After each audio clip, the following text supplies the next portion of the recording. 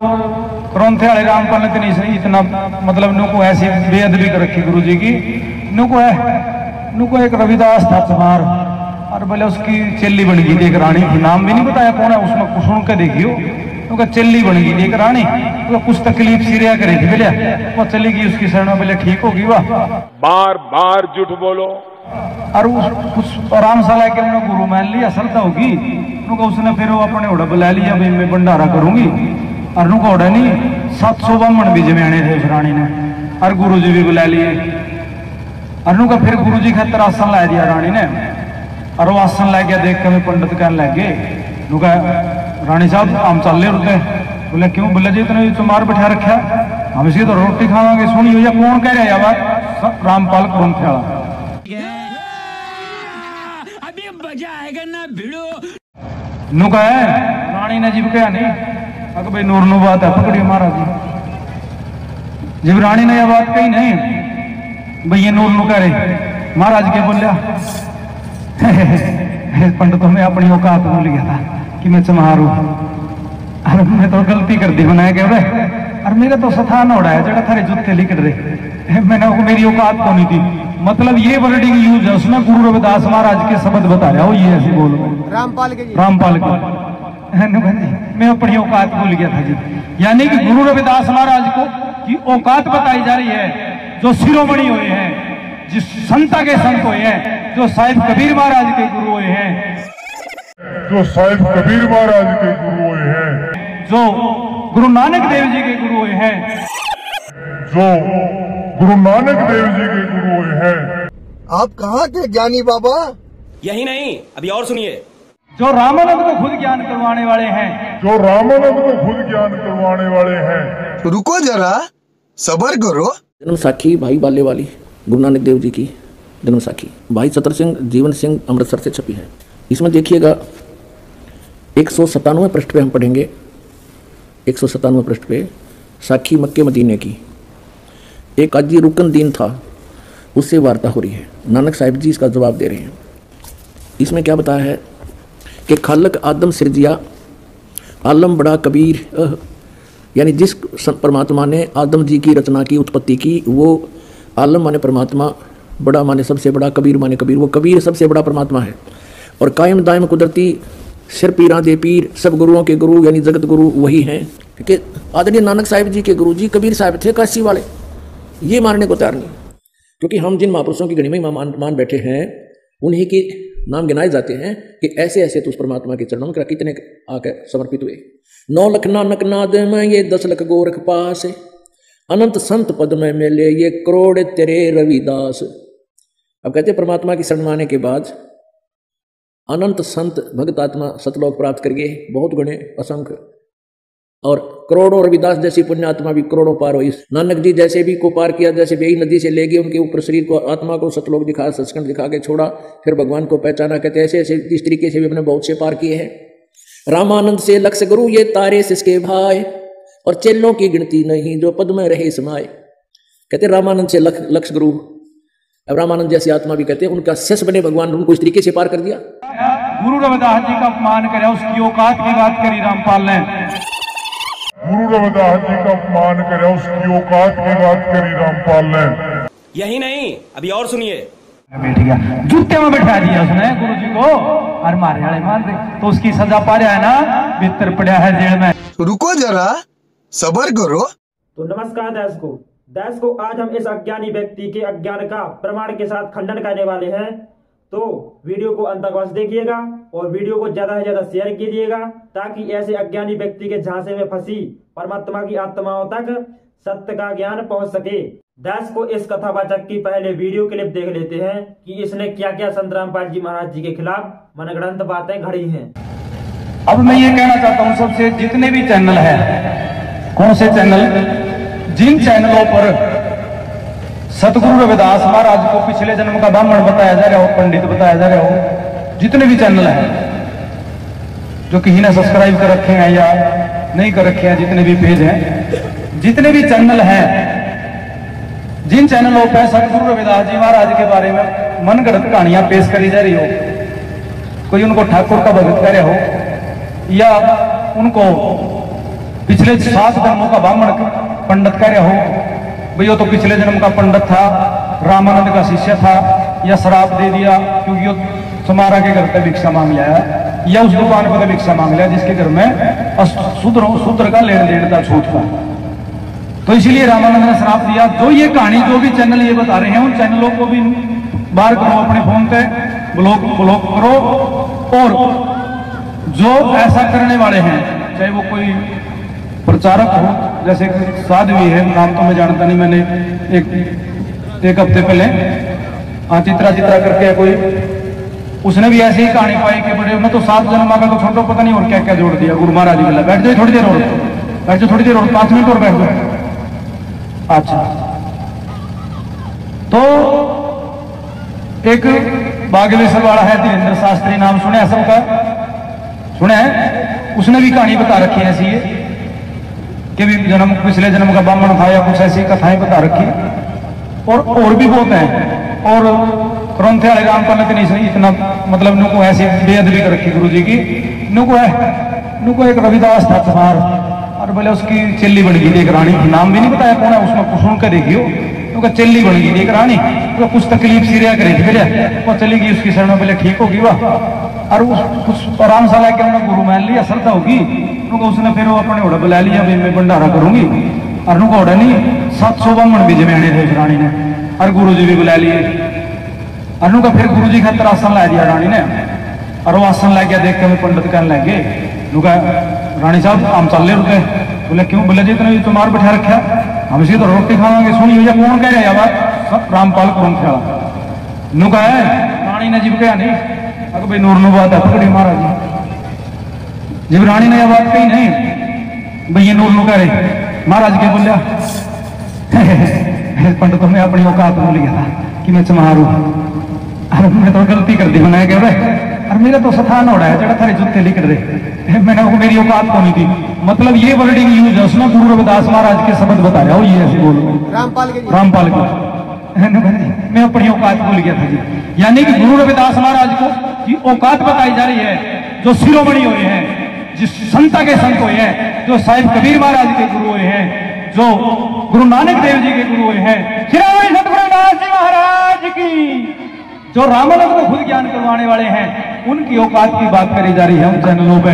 और मारे वाले वहां जाके इनको पूर्ण परमात्मा मिल गया। कौन? कहीं रामपाल। अरे मखा रविदास को मैंने वैसे ही पूछ लिया, मारा रविदास कौन है? वो तो जी एक तो कहता है रसम ले हमारे वाली भी तो मैं भी अलग सा बना रहा तो कहता है जी और क्या खाओ मकड़ी डूब के मर जो खाना पानी पाता खाना कड़ी ठीक है ना भी का सूर कुत्ते बिल्ले तो आदमी हमें सूर कुत्ते बनेंगे। और जो जनानी है जो ये ऐसी बात कर रही है गुरु जी के बारे में, झूठी बात सुनकर ऐसी बात करिए, मैंने वो थम अगले जन्म में तुम इसे ही खोड़ पाओगी, तुम भी उसको मुंह नहीं खोड़ा मजाओगी, जानवर बिल्ले कुत्ते ही बनेंगे। क्यों कि जब हम ऐसे महापुरुष का, क्या गुरु रविदास महाराज जी उनके सामने हाथ जोड़ के ऐसे वर्ड बोलेगा कि मैं अपनी औकात भूल गया था जी, मैं माफ कर दो जी, ऐसे वर्ड बोलेगा? नहीं बोलता। क्यों? क्योंकि सतगुरु रविदास महाराज की लड़ाई रही है तो पहला टकराव होया तो उनका ही होया, तो जिनके साथ टकराव होया है, जिनको ज्ञान दे रहे हैं गुरु जी कह रहे हैं रो इधर सुनो, ये जो तिलक लाया ये जनेऊ पाया इसने नहीं मानता मैं, ये पाखंड है। जो ऐसी क्रांतिकारी विचारधारा लेकर बोलिया हो, क्या हो ऐसा बढ़कर वो तो इस तरह बना दिया जिस तरह का अपने यू नहीं है। यो कृष्ण का भाई बलराम पूरा घाम भाई बेचारा उल्लुल्ला का दम है नहीं। अरे भाई और ज्यादा जाओगे तो मतलब कैसा बना दिया उमर का भी, मतलब ऐसा कर दिया जब बेचारा, अरे जो शिरोमणि हो बेचारा है, मैंने को महत्तना अगले जन्म में तेरा ऐसी सजा मिलेगी तो असल में तो इस जन्म में तो मिलेगी, उसने सीधी बात है। ये नहीं बोलना की सजा है वाह सात संगत जी में खुल कर कहने लग रहा, गुरु रविदास जी का अपमान करे, उसकी औकात की बात करी रामपाल ने। अब कोई भी देख सके उसके चैनल पे, कोई भी चेक कर सके, ये जो मैं वर्ड बोल रहा हूँ एक भी फर्क हो, एक 19-21 का फर्क हो, यही वर्डिंग हो।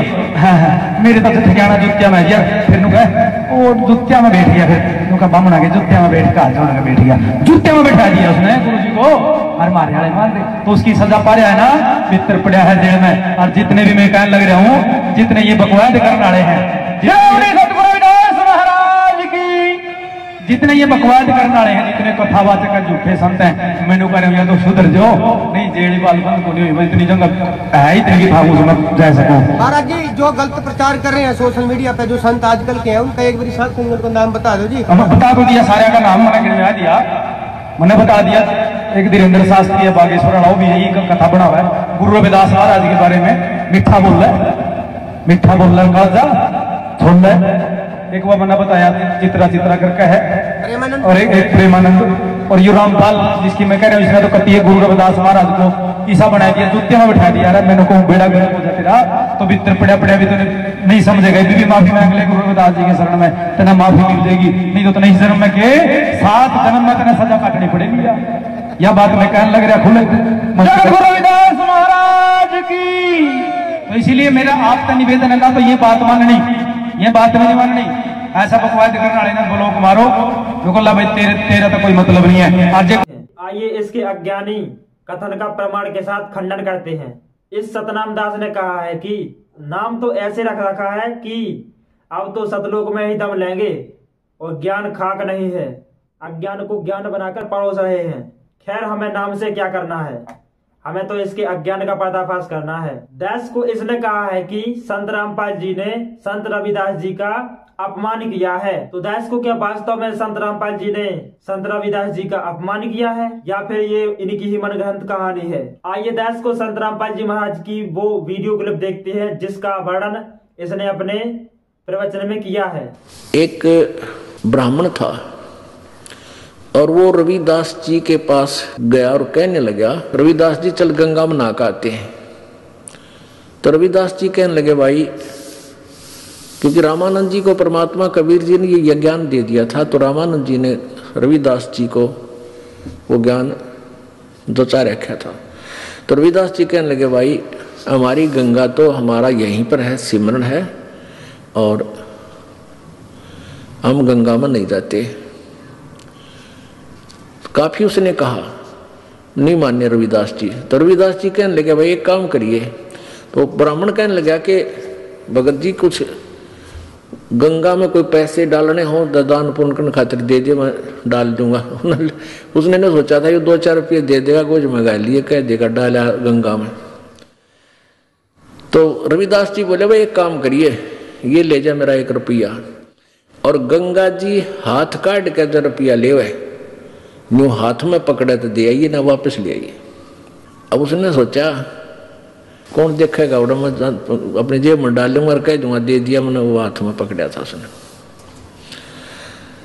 अब उसने जाकर एक बार तेने बोल दिया, हे गंगा मैया, भगत रविदास ने आपके लिए 1 रुपया भेजा है, न्यू क्या है हाथ में ग्रहण करे। एकदम हाथ निकला बाहर और ले लिया। दूसरे हाथ में क्या निकला, एक सोने का सुंदर कंगन, वो पंडित जी को दे दिया, और गंगा ने कहा ये उस परम संत को दे देना, सोने का कंगन।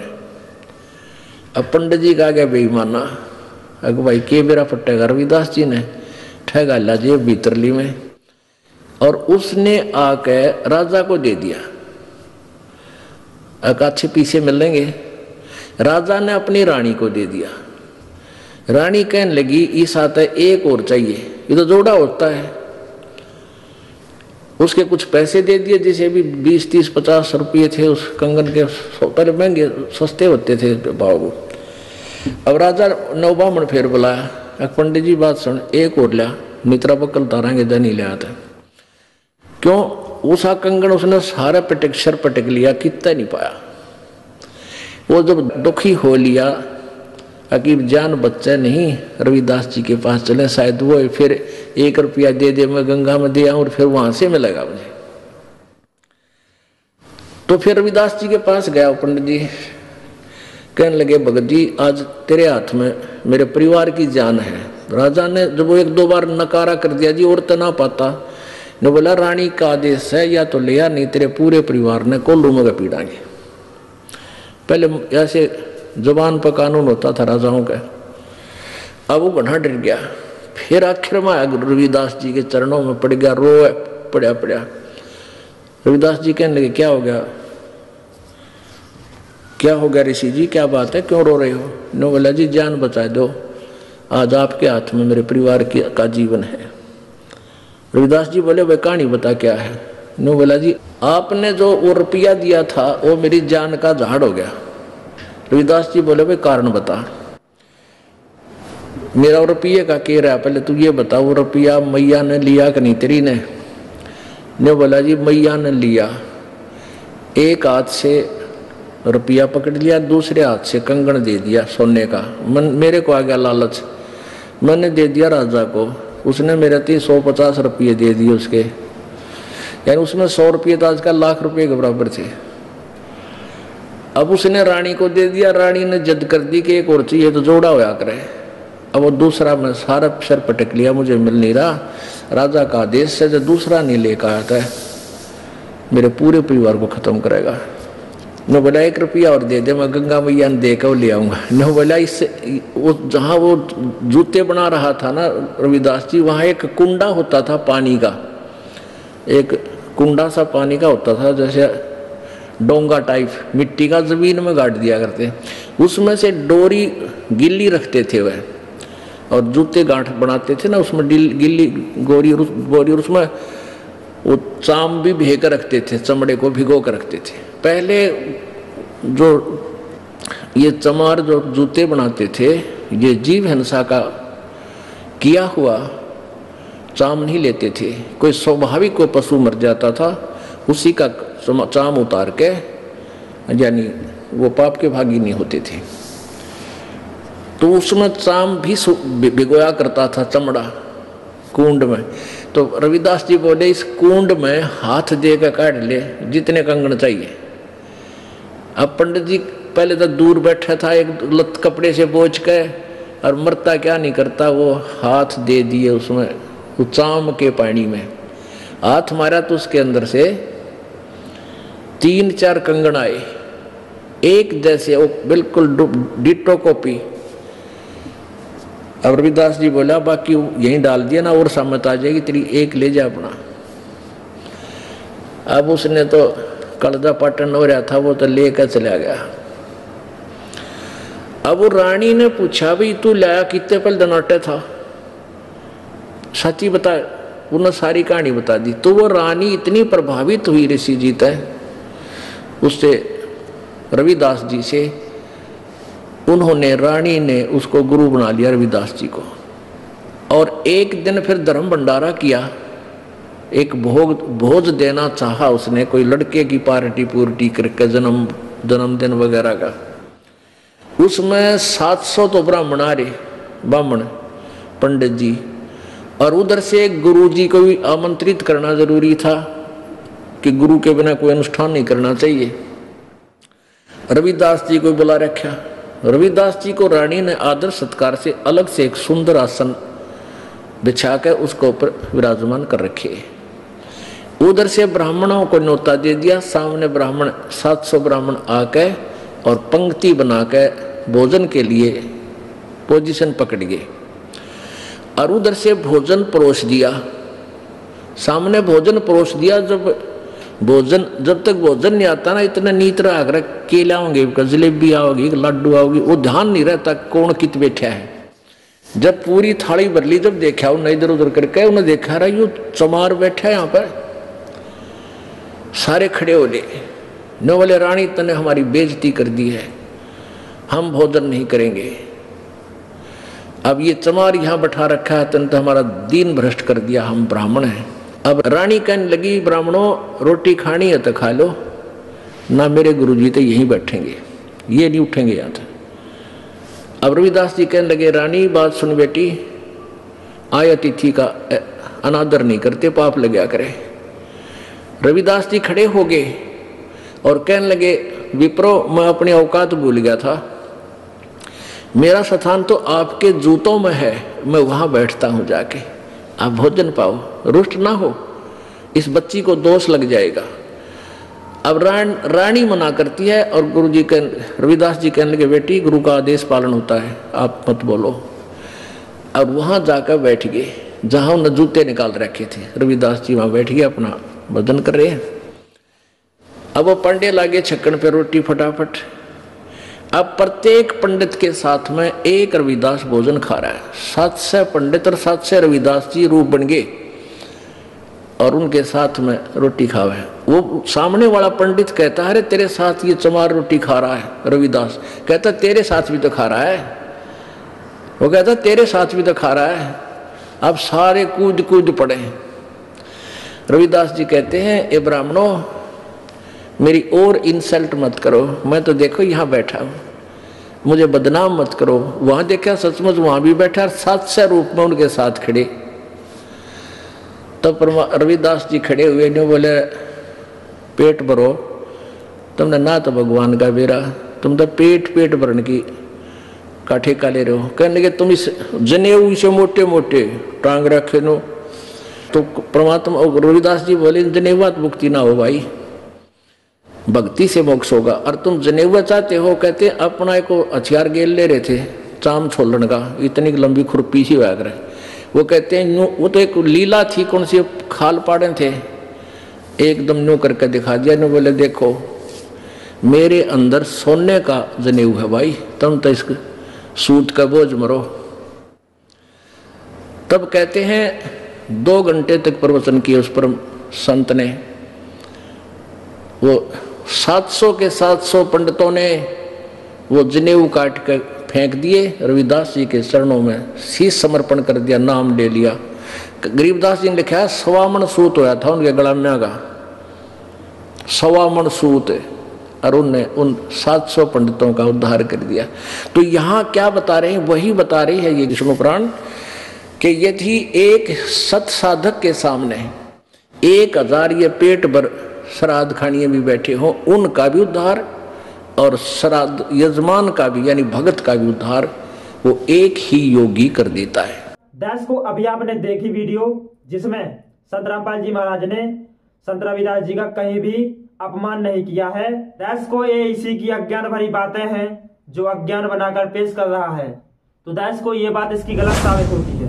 दर्शकों, अब आगे इसने कहा है कि संत रविदास जी गुरु नानक देव जी और कबीर परमेश्वर जी के गुरु हुए हैं और स्वामी रामानंद जी को ज्ञान कराने वाले हुए हैं। दर्शकों, ये इसी अज्ञानी व्यक्ति की अज्ञानता भरी बातें हैं। दर्शकों, कबीर परमेश्वरी सबके गुरु हुए हैं, ये देखिए प्रमाण। कबीर परमात्मा की यथार्थता भरी पड़ी है। उसमें लिखा कि वो परमात्मा ऊपर रहता तीसरे मुक्ति धाम में और वहां से गति करके चल के आता है, बिजली जैसी गति से, बहुत तीव्रता से, सेकंड के अंदर, और अच्छी आत्माओं को मिलता है और उनको यथार्थ ज्ञान से परिचित कराता है। उनमें से जिन अच्छी आत्माओं को कलयुग में परमात्मा मिले, जो दास के नोटिस में है, कौन कौन है? आदरणीय धर्मदास साहिब जी, जिनको परमात्मा स्वयं आकर के एक जिंदा महात्मा के रूप में वो परम पुरुष खुद आए और सतलोक लेकर गए। 3 दिन और 3 रात तक धर्मदास जी भी अचेत पड़े रहे।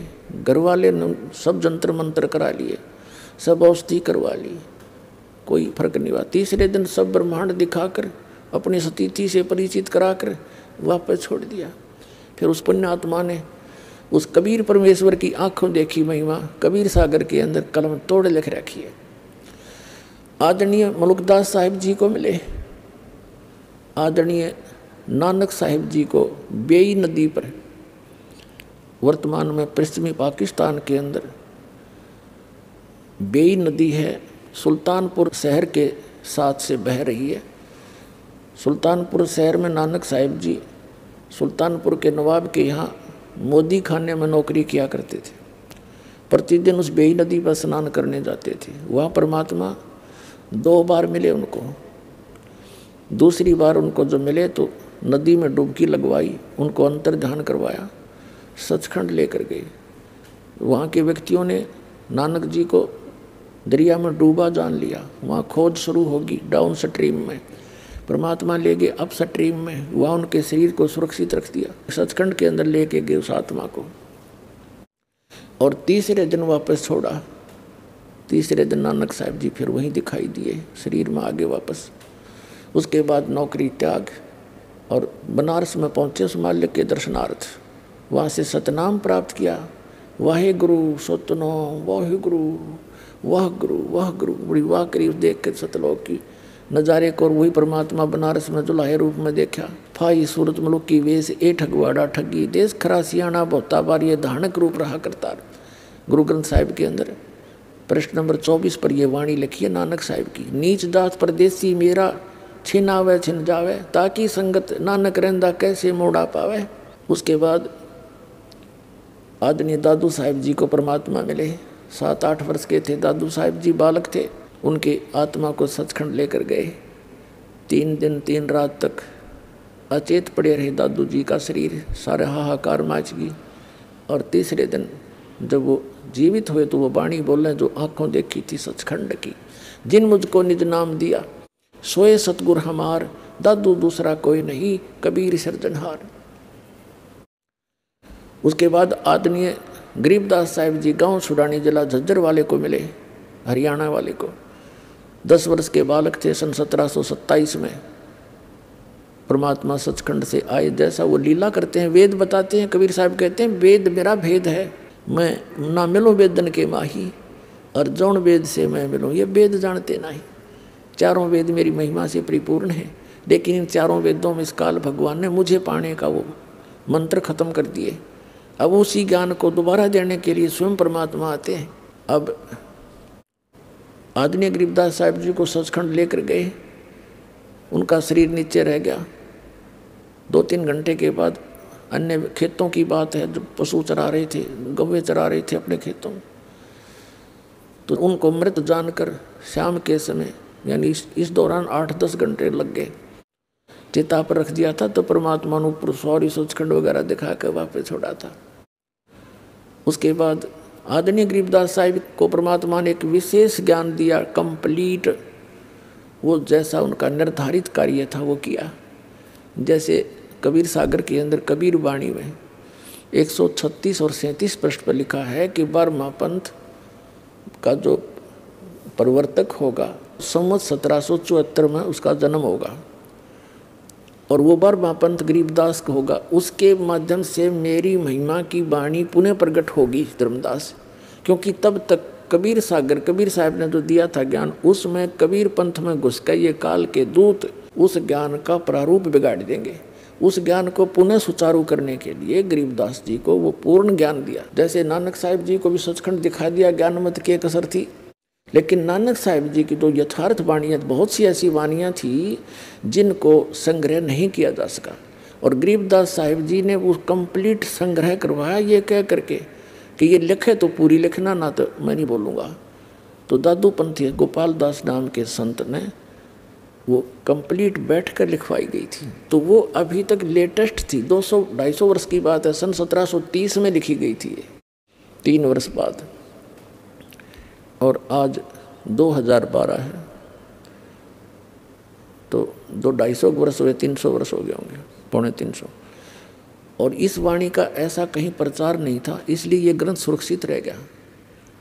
और इसमें एक विशेषता थी, क्योंकि गरीबदास पंथ से दास का निकास है, उसमें ये कहा करते थे कि इस वाणी को यदि कोई फेरबदल कर देगा उसकी दुर्गति हो जाएगी। एक संत ने कोशिश की थी, कुछ ऐसी वाणी है इसके अंदर, वैसे है तो वो सही, लेकिन जनसाधारण उसको विपरीत अर्थ ले लेता है।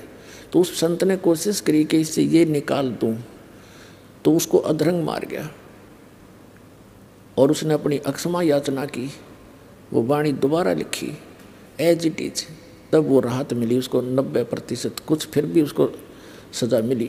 तो उसके बाद पूरे गरीबदास के पंथ में जितने भी महंत संत हैं सब इस चीज़ से डरते हैं कि मात्रा भी गलत ना कर दिए इसी वाणी का। ये इसलिए किस लिए किया था कि ये तो काम बिगाड़ देंगे, अपने अपने मत से ना समझ कर अपनी बुद्धि अनुसार ये सदग्रंथों का अनरस कर डालते हैं। तो वो वाणी आज हमारे पास है एज इट इज, और वो गरीबदास पंथ वाले नहीं समझ सके इस परमात्मा के गुड रहस्य को, और इस दास पर दया करी उस परमात्मा ने अपने सदग्रंथों का कंप्लीट ज्ञान दे दिया। आदरणीय गीसा दास साहिब जी गांव खेखड़ा उत्तर प्रदेश जिला मेरठ के अंदर, उनको भी ऐसे ही वो 7-8 वर्ष के बच्चे थे, 10 वर्ष के, तब उनको परमात्मा मिले थे एक बूढ़ा बाबा के रूप में, यानी संत के रूप में, जिंदा महात्मा के रूप में तकरीबन सबको मिले हैं। ऐसे 3 दिन तक वो गीसादास जी भी अचेत रहे। तीसरे दिन उनके वापस आए, तब उन्होंने भी परमात्मा की बहुत सी वाणी लिखी, लेकिन उनकी कंप्लीट वाणी भी लिखने में नहीं आई। बहुत कम वाणी लिखी गई है, वो नोट हुई उनके ग्रंथ में लिखी। अपने आत्मा जो प्रसंग चला था, आदरणीय गरीबदास साहिब जी ने आँखों देखा उस परमात्मा की महिमा का। क्या वर्णन किया है? अजब नगर में ले गए हमको सतगुरु आने, जल के बिंब अगाध गति सूते चादर ताने। अजब नगर में एक निराले देश में ले गए सतगुरु आने माने आकर, और उसको देखकर हम अपने यथार्थ मंत्र को प्राप्त करके भगवान की शरण ग्रहण करके हम सूते चादर ताने। हम तो चादर तान के सोना, मतलब निश्चिंत हो गए कि हमारा तो मोक्ष निश्चित है। भगवान मिले, पूरा ज्ञान मिला, आँखों देखा उस मालिक की समर्थता को, और इसी मंत्र से मोक्ष होगा। तो कहते हैं हम तो सूते चादर तान। जैसे कहावत है अपनी देसी हमारे यहाँ हरियाणा में कि भाई तू आज कैसे चादर तान के सो गया, कोई काम को तने चिंता नहीं तुझे काम की। चादर तान के सोना यानी निश्चिंत हो जाना।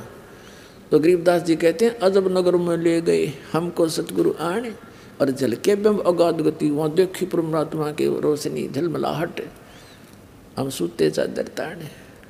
हम सुल्तानी नानक तारे दादू को उपदेश दिया, जात जुलाहा भेद न पाया वो काशी माहे कबीर। कबीर परमात्मा चारों युगों में आते हैं। वह ऊंचे स्वर में बोल बोल कर अपने अमृत ज्ञान की वर्षा करते हैं। चारों युग में संत पुकारे, कूक कहा हम हेल रे, हीरे मोती माणिक बरसे, ये जग चुगता ढेल रे। चारों युगों में परमात्मा कबीर अपनी अच्छी आत्माओं को मिलते हैं। आज हम उन्हीं महान आत्माओं का जिक्र करेंगे जिनको परमात्मा आकर मिले, वह अपना साक्षात्कार कराकर अपनी समर्थता से परिचित करवाया। गवाह नंबर 1, धनी धर्मदास, बांधवगढ़ मध्य प्रदेश। धनी धर्मदास वो महान आत्मा है जिनको परमात्मा कबीर स्वयं आकर मिले और उनसे पवित्र कबीर सागर लिपिबद्ध करवाया। धनी धर्मदास जी का जन्म हिंदू धर्म के वैश्य कुल परिवार में हुआ था। धनी धर्मदास जी के अंदर धार्मिकता कूट कूट कर भरी हुई थी। इसी कारण धनी धर्मदास जी रामकृष्ण जी के कट्टर पुजारी थे। उन्होंने एक रूपदास नाम के वैष्णव साधु को गुरु भी बना रखा था। अपने गुरु रूपदास के मार्गदर्शन करने पर धनी धर्मदास 68 तीर्थ के भ्रमण पर निकले थे। इसी तीर्थ यात्रा के दौरान परमात्मा कबीर जी उन्हें जिंदा महात्मा के रूप में मिले थे और उनको तत्व ज्ञान समझाया था। पहले तो धर्मदास जी ने परमात्मा कबीर जी का बहुत विरोध किया, परंतु परमात्मा कबीर जी के सटीक प्रमाणों को सुनने के बाद वह कबीर परमात्मा के कई बार अंतर्ध्यान होने के बाद धर्मदास जी को तत्व ज्ञान समझ आया और वो व्याकुल हो उठे। इसके बाद धर्मदास जी के बहुत विनय करने पर परमात्मा कबीर जी ने उन्हें अपना निजधाम सतलोक दिखाया। वह अपनी संपूर्ण जानकारी दी। संपूर्ण ज्ञान समझने के बाद वह सतलोक देखने के बाद धर्मदास जी पूर्ण परमात्मा कबीर साहिब जी पर कुर्बान हो गए। गवाह नंबर 2, नानक देव जी। सिख धर्म के प्रवर्तक गुरु नानक देव जी का जन्म सन 1469 वर्तमान पाकिस्तान के पंजाब प्रांत तलवंडी भाई नामक जगह पर एक हिंदू परिवार में हुआ। हिंदू धर्म में जन्म लेने के कारण नानक जी रामकृष्ण जी की पूजा करते थे। वह एक पंडित ब्रिजलाल पांडे से गीता भी पढ़ते थे। एक दिन परमात्मा कबीर जी नानक देव जी को बेई नदी पर मिले और उन्हें वास्तविक ज्ञान समझाया। उनको सतलोक दिखाकर अपना गवाह बनाया। परमात्मा कबीर जी से परिचित होने के बाद नानक देव जी ने परमात्मा कबीर जी की समर्थता व महिमा का गुणगान अपनी वाणियों में किया है। नानक जी ने अपनी वाणी में कहा है, तेरा एक नाम तारे संसार, मैं इहो आस एहो आधार। नानक नीच कह विचार, धानक रूप रहा करतार। एक जगह और नानक देव जी कहते हैं, एक अर्ज गुफ्तम पेश तू दर कुन करतार, हक्का कबीर करीम तू बेअब परवरदिगार। गवाह नंबर 3 मिलता है। दादू को सतगुरु मिले, दई पान की पीक, बूढ़ा बाबा जिसे कह, यह दादू की नहीं सीख। दादू दास जी ने भी परमात्मा कबीर जी की कलम तोड़ महिमा की है। उन्होंने कहा है कि मेट दिया अपराध सब, आन मिले छिन्न माही। दादू संग ले चले कबीर चरण की छाही, अभी तेरी सब मिटे जन्म मरण की पीड़, श्वास उश्वास सुमर ले, दादू नाम कबीर, दादू नाम कबीर की, जे कोई लेवे ओट, तिनको कभू लागे नहीं, काल वज्र की चोट। गवाह नंबर 4, मलुकदास जी, इलाहाबाद, उत्तर प्रदेश। संत मलुकदास जी का जन्म कड़ा, जिला इलाहाबाद, उत्तर प्रदेश के कक्कड़ खत्री अरोड़ा परिवार में हुआ था, जो किसानों का एक बहुत अमीर परिवार था। वो गांव के मुखिया चौधरी थे। 900 एकड़ जमीन थी। चौधरी मलुकदास जी को बचपन से ही ईश्वर पर अटूट विश्वास था। जब मलुकदास जी बड़े हुए तो वे खेती का काम करते थे। मलुकदास जी अपने क्षेत्र के एक प्रतिष्ठित व्यक्ति थे। गांव में उनकी अच्छी प्रसिद्धि थी। परमात्मा ने एक लीला करके उन्हें अपनी शरण में लिया था। आदरणीय मलुकदास जी को 42 वर्ष की आयु में परमात्मा कबीर जी मिले थे। परमात्मा कबीर जी की महिमा में मलुकदास जी कहते हैं, जपो रे मन साहिब नाम कबीर, दास मलुक सलूक कहत है, खोजो खसम कबीर। गवाह नंबर 5, घीसादास जी, बागपत, उत्तर प्रदेश।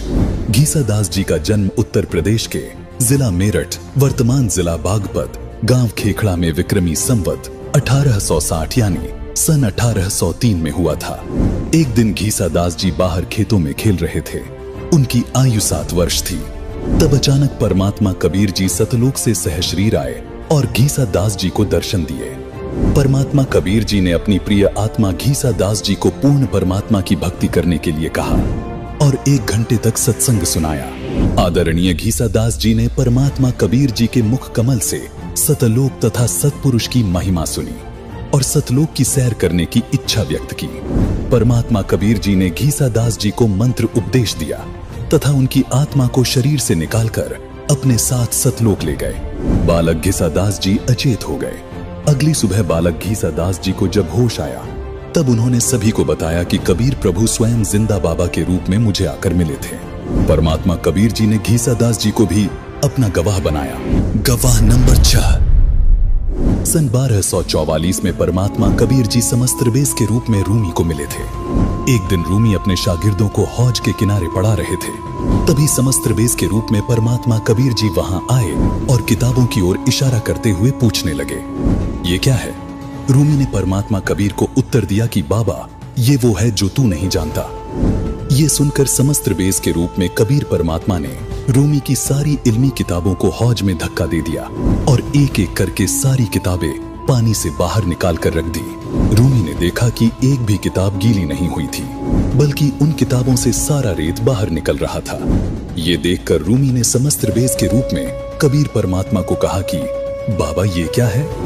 परमात्मा कबीर जी ने उत्तर दिया कि ये वो है जो तू नहीं जानता, और वहां से चले गए। अगले दिन दोबारा रूमी और परमात्मा कबीर जी की मुलाकात हुई।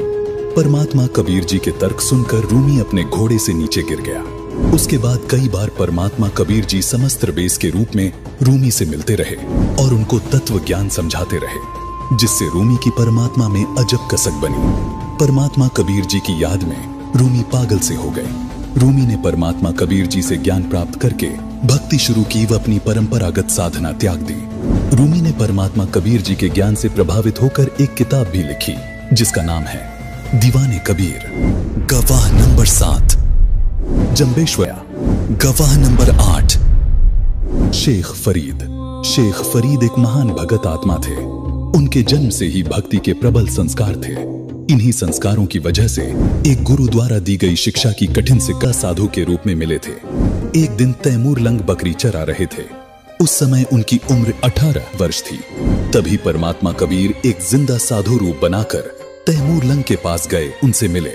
तैमूर लंग इतने गरीब थे कि उनके पास कभी खाने को रोटी होती तो कभी नहीं। फिर भी तैमूर लंग ने परमात्मा कबीर जी को भोजन ग्रहण करने को कहा और परमात्मा कबीर को भोजन करवाया। भोजन करने के बाद परमात्मा कबीर जी ने तैमूर लंग को बकरी बांधने वाली बेल से 7 बार मारा और उन्हें 7 पीढ़ी के राज का आशीर्वाद दे दिया। इसी कारण परमात्मा कबीर के आशीर्वाद से धीरे धीरे तैमूर लंग ने इराक, ईरान, तुर्किस्तान पर कब्जा कर लिया। फिर भारत पर भी अपना शासन जमा लिया। दिल्ली के राजा ने तैमूर लंग की पराधीनता, गुलामी स्वीकार नहीं की। तैमूर लंग ने उसे भी मार भगाया। बाबर तैमूर लंग का तीसरा पोता था। उसके बाद औरंगजेब तक तैमूर लंग के वंशजों ने दिल्ली पर शासन किया। औरंगजेब के बाद तैमूरलंग का राज्य टुकड़ों में बंट गया।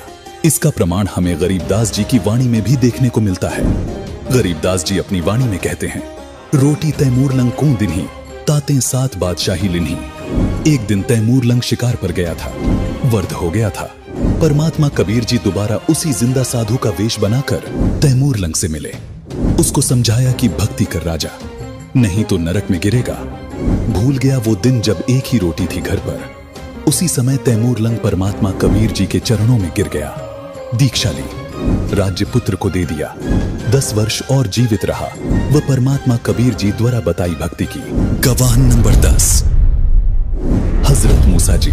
हजरत मूसा जी यहूदी धर्म के व्यवस्थापक के रूप में जाने जाते हैं। काल ब्रह्म ने उन्हें ज्ञान बताया, उसी आधार से उन्होंने अपने आप को सबसे ज्यादा इल्म वाला मान लिया। इसी कारण जब एक दिन हजरत मूसा सत्संग फरमा रहे थे तो उनसे एक सत्संगी ने पूछा कि हे मूसा, आज के दिन जमीन पर सबसे ज्यादा इल्म रखने वाला शख्स कौन है? हजरत मूसा ने बड़े गर्व से उत्तर दिया, मैं। काल ब्रह्म को मूसा का ये अंदाज बिल्कुल पसंद न आया और कहा कि मूसा, तेरी यह बात सुनकर मुझे बहुत दुख हुआ। तूने अपने आप को सबसे बड़ा इल्मी कैसे मान लिया? घुटनों के बल बैठे मूसा ने कहा कि मैं आपका भेजा हुआ रसूल हूँ और मुझे सारा इल्म आपसे हासिल है, इसलिए मैंने ये कह दिया कि आज जमीन पर मुझसे ज्यादा इल्म किसी के पास नहीं है। काल ब्रह्म ने कहा कि मूसा, जमीन पर तुझसे ज्यादा इल्म रखने वाला शख्स मौजूद है और तेरा इल्म उसके इल्म के सामने कुछ भी नहीं है। मूसा ने कहा कि हे अल्लाह, मैं उस शख्स से मिलना चाहता हूं ताकि मैं वो इल्म हासिल कर सकूं जो मेरे पास नहीं है। वो शख्स कहां रहता है और कैसे मिलेगा, ये बताने की मेहरबानी कीजिए। काल ब्रह्म ने मूसा जी को अल खिज्र के पास भेज दिया। उसके बाद मूसा अल खिज्र के पास पहुंचे। वह अपना परिचय दिया, कहा, मुझे अल्लाह ने आपसे इल्म सीखने के लिए भेजा है, आप मुझे वो नेक इल्म सिखा दें जो आपके पास है। अल खिज्र ने कहा कि अच्छा, अगर आप मेरे साथ चलना ही चाहते हो तो ध्यान रहे, आप किसी भी चीज के बारे में मुझसे सवाल ना कीजिएगा जब तक मैं खुद उसके बारे में ना बताऊं। लेकिन हजरत मूसा अल खिज्र जी की शर्तों पर खरे नहीं उतर पाए, जिस कारण उन्हें अल खिज्र जी से बिना इल्म प्राप्त किए ही वापस लौटना पड़ा। हजरत मूसा को मिलने वाले अल खिज्र कोई और नहीं बल्कि स्वयं कबीर परमात्मा ही थे। गवाह नंबर 11, इब्राहिम अधम सुल्तान। इब्राहिम अधम सुल्तान बलख शहर का एक ऐसा राजा था जिसकी शानो शौकत इंद्र के समान थी। पूर्व के जन्म में इब्राहिम अधम सुल्तान वाली आत्मा सम्मन नाम का मनियार था। तब उसने परमात्मा कबीर जी की सेवा में अपने बच्चे की कुर्बानी दे दी थी। इसी नुक्ते के कारण परमात्मा कबीर जी उस प्यारी आत्मा के कल्याण के लिए उसके पीछे लगा हुआ था। परमात्मा कबीर जी ने अब्राहम अधम सुल्तान को माया रूपी दलदल से निकाला, उन्हें मूल ज्ञान व मोक्ष दिया। परमात्मा कबीर जी इब्राहिम अधम सुल्तान को जिंदा बाबा के रूप में उनके पूर्व जन्म के प्रबल संस्कारों के कारण मिले थे। परमात्मा कबीर जी इब्राहिम अधम सुल्तान के सामने कई बार अंतर्ध्यान हुए, कई बार उनको ज्ञान समझाया। तब कहीं जाके इब्राहिम अधम सुल्तान ने अपना राज्य त्यागा और परमात्मा कबीर जी के द्वारा बताई भक्ति की तथा मोक्ष को प्राप्त हुए। इसका प्रमाण हमें गरीबदास जी महाराज की वाणियों में भी देखने को मिलता है। संत गरीबदास जी ने अपनी वाणी में कहा है कि सुल्तानी के सर लगा, बल्ख बुखारा दिया त्याग, जिंदे के चोले मिले, दुनिया सत बैराग। अब आपको दिखाते हैं कि संत गरीबदास जी महाराज को कबीर परमात्मा कैसे मिले। ये सच्ची घटना एक ऐसे महान संत के बारे में है जिन्हें परमेश्वर कबीर जी ने न सिर्फ सह शरीर दर्शन दिए बल्कि अपने साथ सतलोक भी लेकर गए। हम बात कर रहे हैं हरियाणा की पावन धरती पर अपने अद्वितीय ज्ञान की छटा बिखेरने वाले संत गरीबदास जी महाराज की। संत गरीबदास जी महाराज का जन्म हरियाणा के जिला झज्जर गांव छुड़ानी में सन 1717 में जाटों के एक प्रसिद्ध धनखड़ परिवार में पिता श्री बलराम जी और माता श्रीमती रानी देवी जी के यहाँ हुआ था। गांव छुड़ानी में गरीबदास जी महाराज का नानका है। गरीबदास जी गांव करौथा जिला रोहतक हरियाणा के रहने वाले धनखड़ गोत्र के थे। इनके पिता श्री बलिराम जी का विवाह गांव छुड़ानी में शिवलाल सिहाग की बेटी रानी देवी से हुआ था।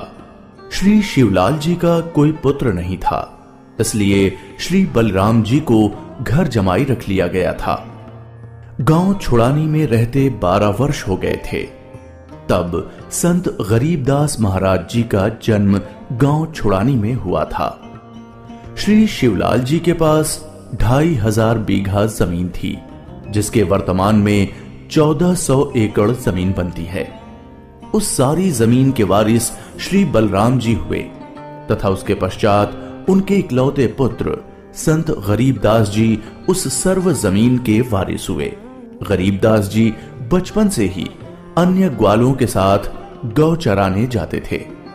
कबलाना गांव की सीमा से सटे नला नामक खेत में 10 वर्ष के बालक गरीबदास जी जांडी के पेड़ के नीचे प्रातः 10 बजे अन्य ग्वालों के साथ जब भोजन कर रहे थे, तभी वहां से कुछ दूरी पर सत्य पुरुष कबीर साहिब जिंदा महात्मा के रूप में सतलोक से अवतरित हुए। गरीबू, सूरज सर पर आने वाला है, चलो हम सभी भोजन कर लेते हैं। हाँ चलो। हाँ, चलो चलो चलो उस जांडी के पेड़ के नीचे बैठते हैं। आ जाओ चलो चलो चलो। अपनी पोटली खोलते हैं, देखो तो सही मेरी पोटली में क्या है आज। लो गरीबू, तुम भी खाओ इसमें से। हाँ।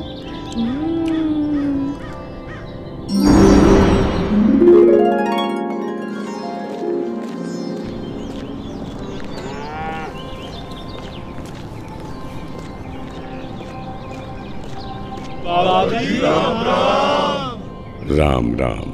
बाबा जी आओ, रोटी खाओ। नहीं, मैं अपने गांव से ही भोजन करके आया हूँ। कौन सा गांव है आपका?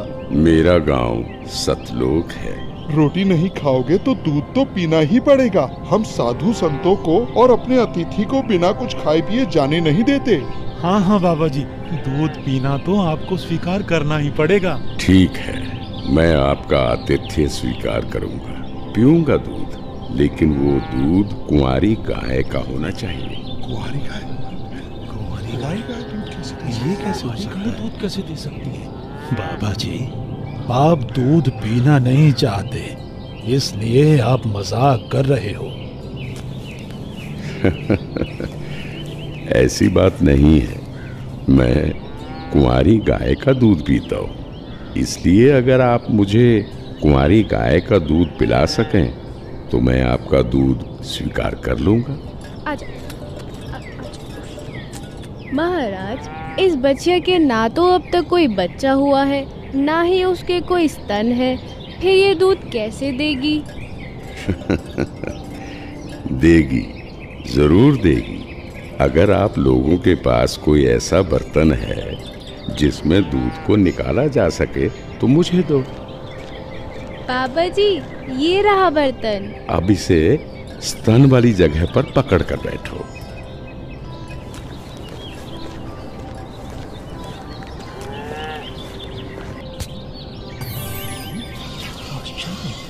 घोर आश्चर्य, ऐसा कैसे हो सकता है? कुंवारी गाय दूध दे रही है। ये लो महाराज जी, ये तो आप ही का चमत्कार है। कृपा करके आप दूध पी लो।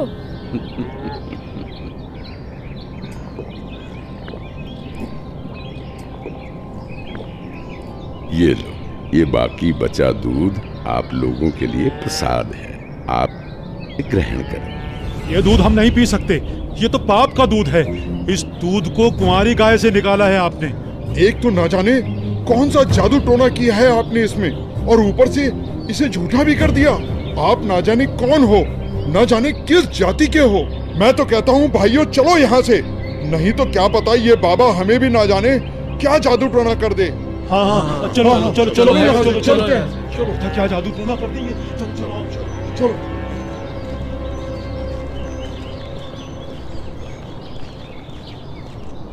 लाओ भगवान, ये प्रसाद मुझे दे दो, फिर ना जाने कब आपका बनाया हुआ प्रसाद नसीब हो ये तो मेरा सौभाग्य है कि आपका जूठा दूध मुझे प्राप्त हो रहा है। ये तो अमृत के समान है। बेटा, ये दूध किसी जादू टोने से बनाया गया दूध नहीं है, और ये इस लोक का भी नहीं है।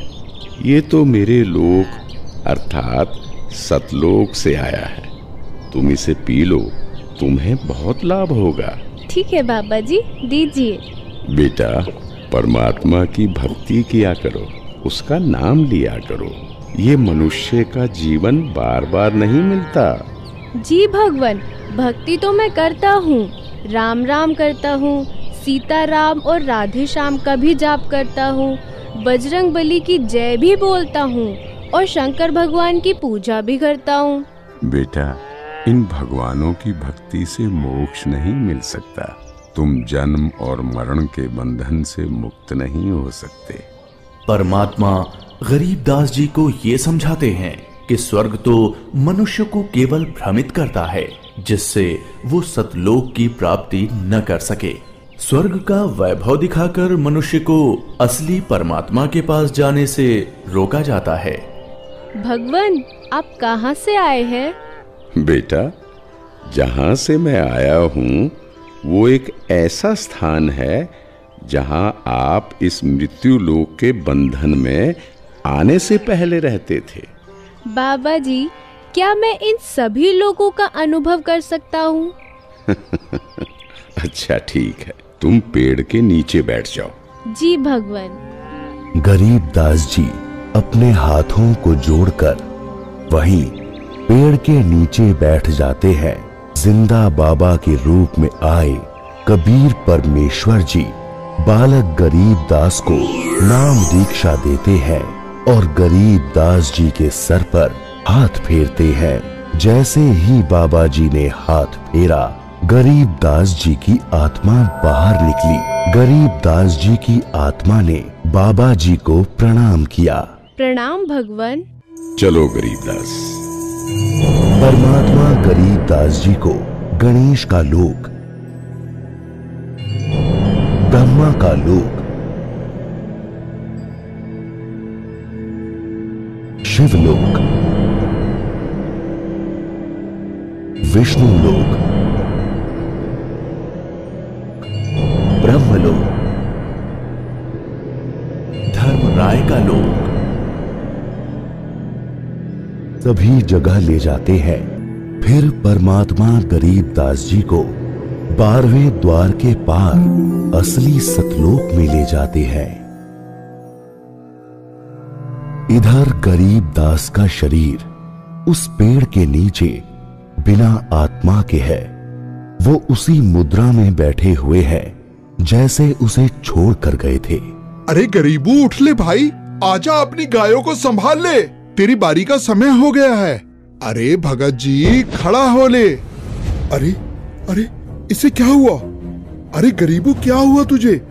उठ क्यों नहीं रहा? अरे सुनो, अरे सुनो, इधर आओ, सभी इधर आओ। देखो गरीबू को कुछ हो गया है। हे भगवान, ये क्या हो गया?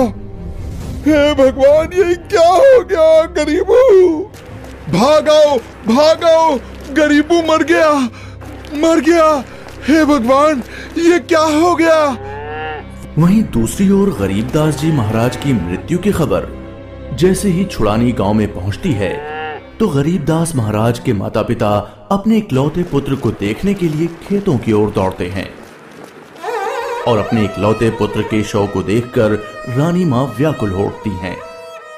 जब सारा गांव गरीबदास जी महाराज की आकस्मिक मृत्यु से व्याकुल था, तो इस बात से बेखबर गरीबदास जी पूर्ण ब्रह्म कबीर साहिब जी के साथ सतलोक के विहंगम नजारे देख रहे थे।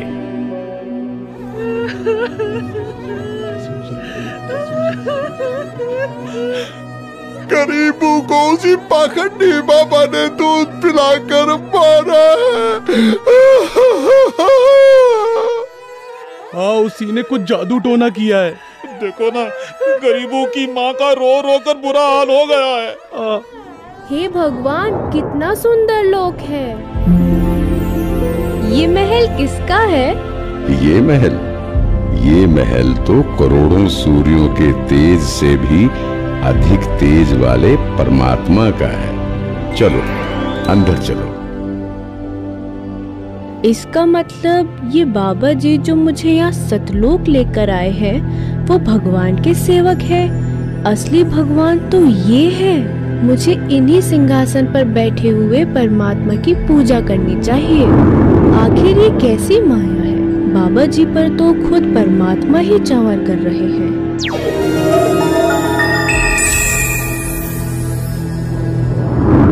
बेटा गरीबदास, जिस मृत्युलोक में तुम रह रहे हो वो एक यातना देने की जगह है। वो तुम्हारे लिए एक कारागार है। वहां कोई भी जीव सुखी नहीं है। चाहो तो नीचे मृत्युलोक की तरफ देख लो।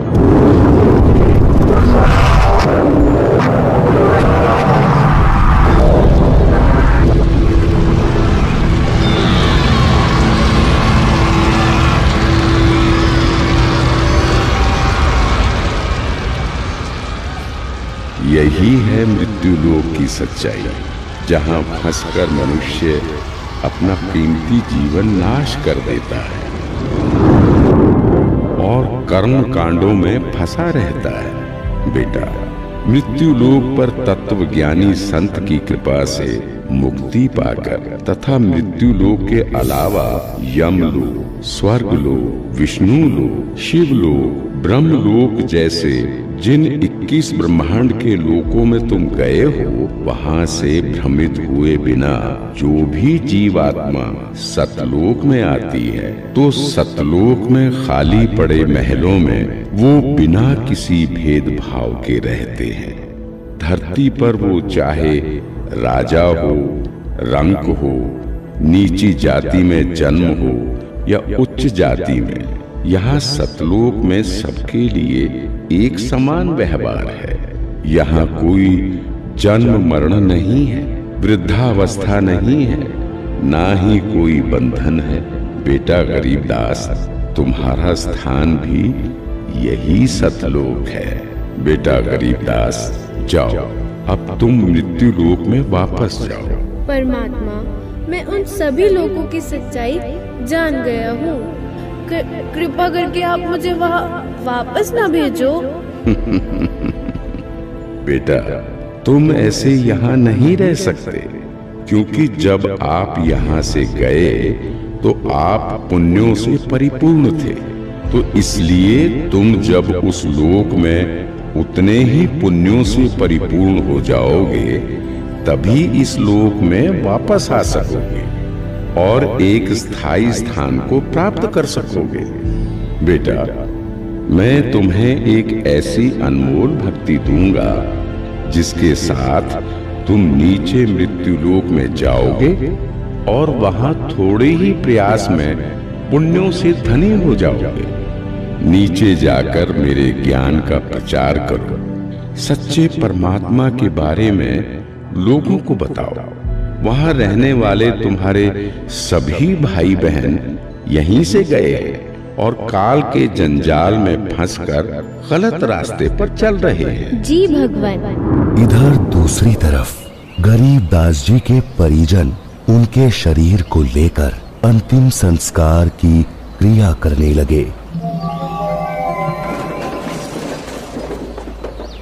प्रपट्टन वो परलोक है जहाँ अदली सतगुरु सार, भक्ति हेत से उतरे पाया हम दीदार। बेटा, तुम्हारी तो मृत्यु हो गई थी। नहीं पिताजी, मेरी मृत्यु नहीं हुई थी। जो बाबा जी हमारे पास आए थे वो तो साक्षात कबीर भगवान थे। वो मुझे अपने सतलोक ले गए थे। सतलोक?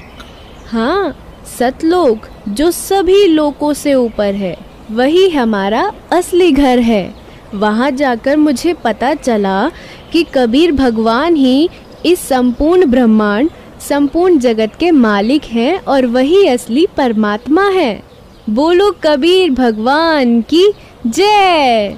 अजब नगर में ले गया हमको सतगुरु आन, झिलके बिंब अगाध गति वहाँ सोते चादर तान।